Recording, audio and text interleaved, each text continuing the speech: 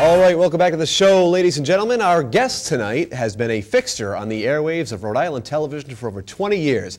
We're thrilled that he's here with us tonight. Please welcome to Wicked Late, Eyewitness News Providence Chief Meteorologist, Tony Petrarca. Tony, how are you, sir? Hi. Too late for me. Yeah, a little too late. Wicked late. But thank you so much for being here. We've been trying to do this for quite a while. We have finally crossed paths. Thank you very much. I raced over here, forgot my tie. I was going to say, I didn't want to come right out and say it, but didn't comb my hair. Would it have killed you? A bow tie, anything. A clip on. It's a good look for you. I'll take a table near the back. No. But I have so many questions for you, you know, about your career and how it is that you got into meteorology and what you do at Eyewitness News Providence. But I believe I read that you're originally born and raised right here in the Ocean State. Born and raised in Warwick. Very good. Product of the Warwick school system, and you know, this is my home. And as a youngster, did you develop an interest in the weather? How did this come about? You know, like most kids, I was fascinated with weather and storms and thunder, and especially snowstorms in the winter, and you know, no school, Foster Gloucester, all that stuff. But it was the blizzard of '78 where I was stranded at junior high school. Oh my goodness. That really kind of sparked my interest. I was 8th grade, 13 years old. Oh man. And you know, that was like, you know, I think I'd like to do this. And I grew up watching you know, John Flanders on Channel 12, Hank Bouchard.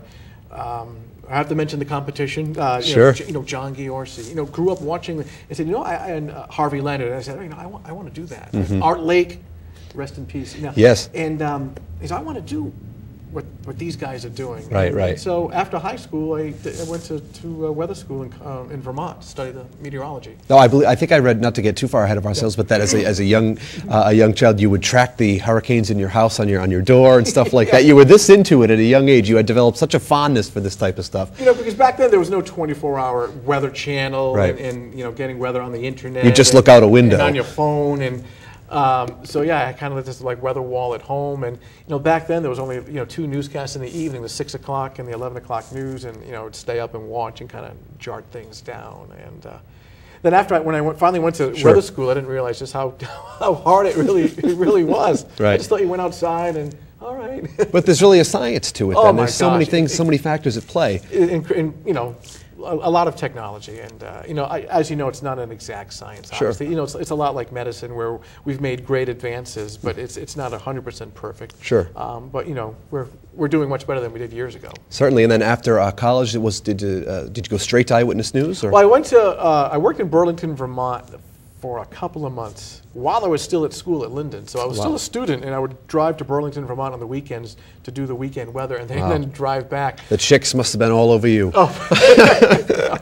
And then, we'll talk about that off air. And then was lucky enough to land a job at Channel 12 part-time during the weekend. And that must have been very gratifying for as a young, you know, forecaster coming straight out of school to be at a station that you grew up watching. Oh yeah, it was just, you know, pinching myself. I couldn't believe it. Sure. I had done some internships at Channel 12 while I was at school, and then John Flanders is the reason why I got to work at Channel 12 on the weekends. Excellent. And it kind of took off from there. Yeah. Now you, as being, you know, a meteorologist, you must obviously, you're on television and you're a revered figure, much like myself. But being, you know, in the public eye and whatnot, you must get a lot of flack from people about the weather forecast. Do you ever get tired of people coming up to you? Yeah, what's with the rain? What's with the snow? Honestly, you know, I'm very approachable. So if you come up to me and you want to talk weather, you better be ready to talk weather, because But does it happen often? Do people just? It does now. I mean, being on the air now for 23 years, and people come up to me a lot and ask about the weather. You know, it's usually good-natured ribbing. So if the forecast doesn't work out right, you know, it's more teasing than anything mean. But you know, every now and then you'll run into someone who's a little upset, because I realize that, you know, decisions that my forecasts help other people make decisions that can sometimes cost money. And so I don't take me seriously, but I take the weather forecasting very seriously. Right. How is it that how do you know 5 days in advance what's going to happen, or 7 days in advance? I've always been like fascinated by the fact, oh, here's the 7 day. How do you know? How does anyone know? No, we use numerical modeling. In other words, we have computer models that mimic the atmosphere in 3 dimensions. Okay. And we collect weather data every day from the ocean, from weather buoys, from balloons that go up all over the world. All this data, mounds of data, real-time data, comes into the computer, and the computer then figures out what the atmosphere will do in 3 dimensions in time. And as a trained meteorologist, it's my job to figure out if the computer is telling the truth, or maybe it's not, and we have 12 different computer models that we use to kind of figure out what the atmosphere is going to do.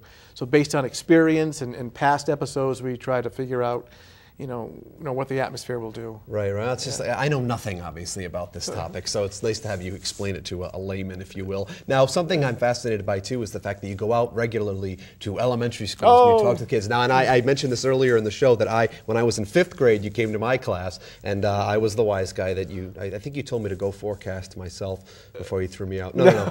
But this must be very gratifying for you to be able to answer the questions that the young kids have and stuff like that. Now, when you do this, do you ever get any crazy questions from the kids? Do they, because I would imagine, actually their questions are probably about on my level. But what is it like for you to do these events? I mean, I speak to schools from senior year in high school all the way to grade 1 and sometimes pre-K, which I find kind of fascinating that pre-K teachers will call me and want me to come because, obviously it's a very young age. Of course. And, when I go to the pre-Ks, obviously you have to take it down to their level. And we talk about, the seasons, right.